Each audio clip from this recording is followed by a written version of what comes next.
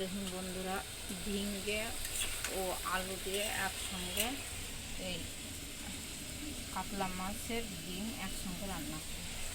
তো আমি পেঁয়াজ, রসুন, আদা যত রকমের মশলা সব একসঙ্গে দিয়ে দিয়েছি, দিয়ে তেলে ভেজে নিচ্ছি। দেখুন, তারপরে আর দেবে মাছটা দেবো, আবার বড়ি দেবো এর সঙ্গে।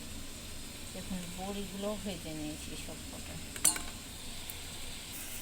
দেখুন বন্ধুরা, দারচিনি এলাচটা আমি একটু পরে দিচ্ছি।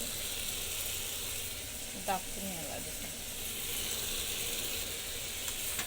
দেখুন ভেজে ভেজে কত সুন্দর ঝিঙ্গে আর আলুটা খুব সুন্দর করে নিয়েছে, একদম সেদ্ধ সেদ্ধ হয়ে গেছে, জলও নাই। একটু জল দিয়ে দেবো, কারণ হচ্ছে আমি জল দেবো একটু, কারণ মাছ দেবো আর বড়ি দেবো, বড়িটা সেদ্ধ হতে একটু জল লাগবে। দেখুন দিয়ে ঢাকা দিয়ে দেবো। সরি, মাছ না, মাছের ডিম দিব। বড়িগুলো দিয়ে দিলাম, মাছের একটা পিসটাও দিয়ে দিলাম। এবার ডিমটা একটু পরে দেব।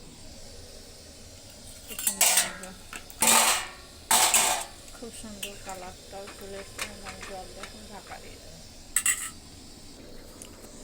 দেখুন বন্ধুরা, হওয়া মুখো এবার বড়ি আর দিয়েছে, এবার মাছের ডিমটা দিয়ে দেবো একসঙ্গে।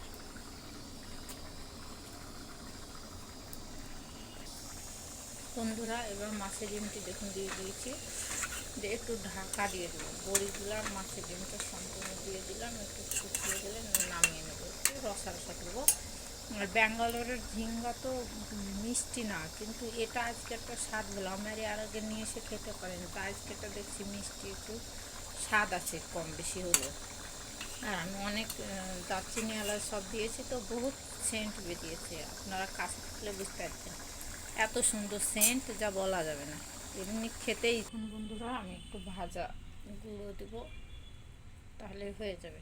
আর আমার দেখুন একটু সামান্য আলু, ঝিঙ্গে, বড়ি, মাছের ডিম, এক পিস মাছ দিয়ে রান্না রেসিপি। দেখুন সেই টেস্টে রুটি ভাত যার সঙ্গে খাবেন চেটে ফুটে খেতে ইচ্ছে করবে, পেট ভরে খাওয়া যাবে। কালারটা দেখুন কত সুন্দর এসছে।